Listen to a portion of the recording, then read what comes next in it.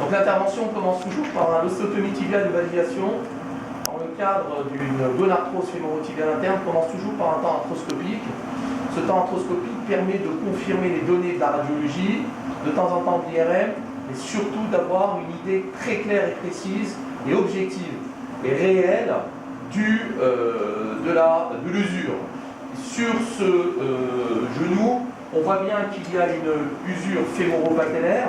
Cette usure fémoro-patellaire, vous pouvez prendre des écrans, elle se manifeste sous la forme d'un aspect remanié, creusé, fibrillaire du cartilage, ici au niveau de la trochlée fémorale.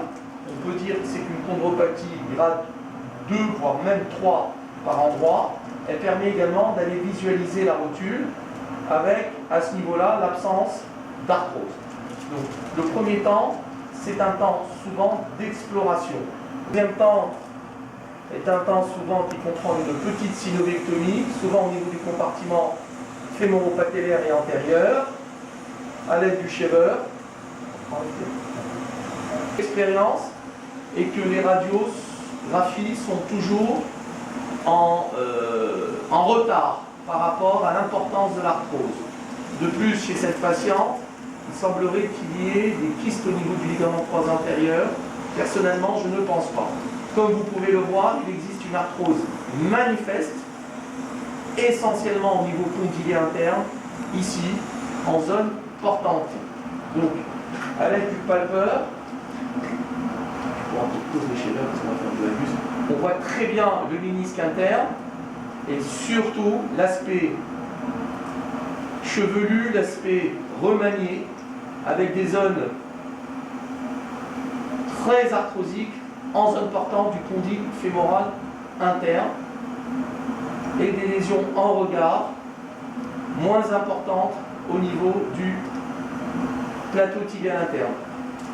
On arrive à voir également genou en extension, le ligament croisé qui est bien tendu.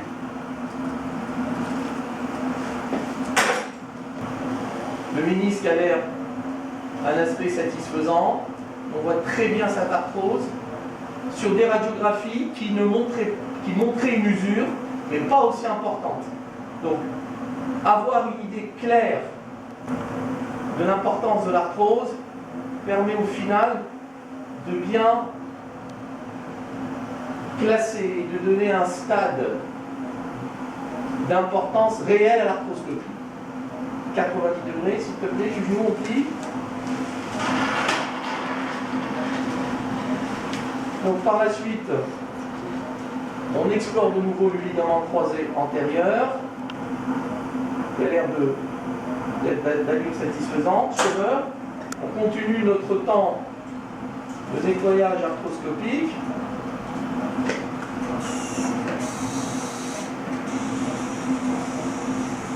Ce temps va permettre de réaliser une synovectomie antérieure, souvent très inflammatoire, et d'avoir une articulation dans laquelle l'épanchement sera moins important et dans laquelle, en cas de traitement type viscosupplémentation, il y aura une efficacité supérieure. Donc ces traitements chondroprotecteurs injectables, personnellement, je pense qu'il faut les faire sur des genoux qui ont été nettoyés. Réalisé, on voit beaucoup mieux le croisé antérieur après cette synovectomie.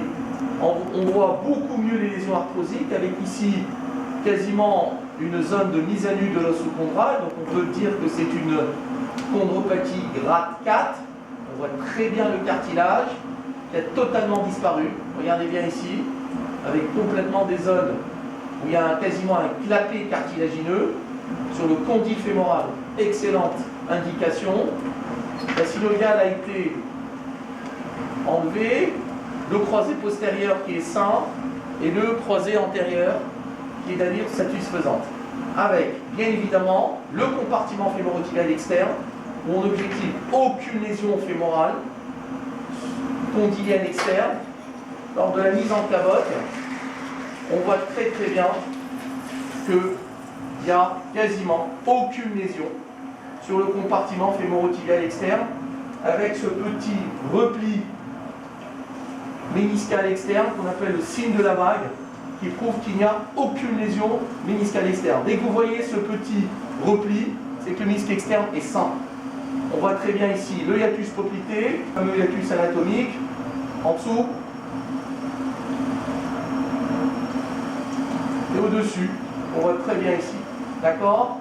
Le ménisque, le segment moyen du ménisque externe, le ménisque externe, le segment postérieur, la cône postérieure et surtout l'absence de lésion, ce qui me conforte réellement dans mon indication. Ces petites lésions sont négligeables, donc je n'attacherai aucune importance. Voilà, et puis comme d'habitude, on peut très bien voir, d'ailleurs on le voit beaucoup mieux, lorsque le patient est mis en cabote, on voit beaucoup mieux le croisé antérieur qui est bien tendu, et contrairement à ce que montrait l'IRM préopératoire, il a un aspect tout à fait normal. Donc on peut rattacher réellement l'arthrose interne à la symptomatologie de la patiente. Là vous avez une vue de profil qui permet vraiment de regarder les deux condyles à la fois. C'est une vue que j'adore. C'est une vue un peu oblique, latérale, qui permet de montrer d'un côté la différence entre un condyle fémoral interne arthrosique et d'un côté entre un condyle fémoral externe qui n'est pas du tout arthrosique. Donc l'arthroscopie a des indications réelles.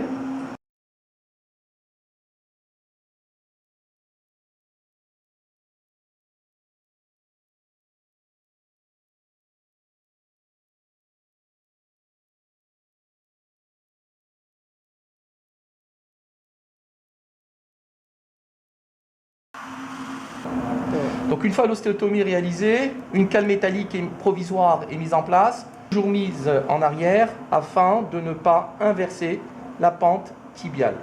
Donc je répète, l'ostéotomie, une charnière externe a été conservée, une cale métallique a été mise en place, le ligament latéral interne est relevé de part et d'autre, le niveau de l'interligne, on a à peu près 1, 2, 3, 4 cm, 4 cm à 4 cm et demi et un chevron réalisé sur le sommet de la tuberosité antérieure avec cet écarteur qui récline le tendon rotulien. Très bien. La plaque d'ostéotomie étant mise, c'est une plaque qui est verrouillée, c'est une plaque en H avec toujours la cale métallique qui est laissée en place au niveau postérieur, la plaque étant antérieure pour ne pas inverser la lame. 4 vis verrouillées, la plaque étant chantournée pour épouser la forme du tibia, aussi bien au niveau proximal qu'au niveau distal. Une fois la plaque est mise, recule un peu, la cale métallique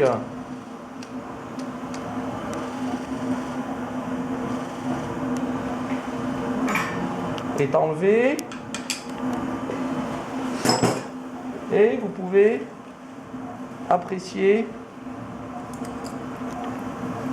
l'ostéotomie tibiale dans laquelle, avec le chevron qui a été fait en avant, avec bien évidemment l'emplacement pour mettre la cale de substitut osseux. Surveillance, vous voyez bien que les vis sont bien en place, sans effraction intra-articulaire.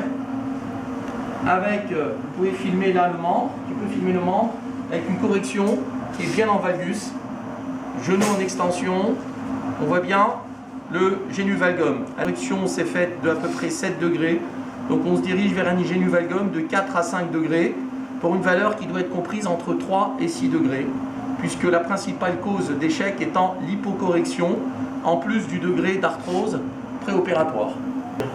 Donc, comme vous pouvez le voir, le substitut osseux est mis en arrière, la plaque est mise en avant.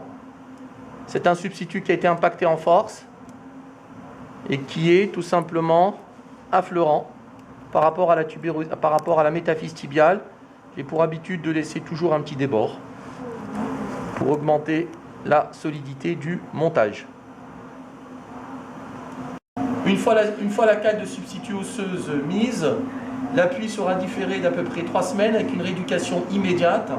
C'est une patiente qui a une très légère surcharge pondérale. Je pense qu'il est tout à fait possible d'autoriser un appui immédiat précoce. Reste à savoir si on a un recul suffisant pour le permettre. La tête de Zimmer sera gardée pour une durée de 4 semaines avec une rééducation immédiate et une prévention contre la phlébite pour une durée de 4 à 6 semaines en fonction de la décharge. Et bien évidemment, aucune restriction au niveau de tout ce qui est amplitude de flexion et d'extension Ne pas oublier les bas de contention ou le glaçage immédiat du genou après l'intervention. Point.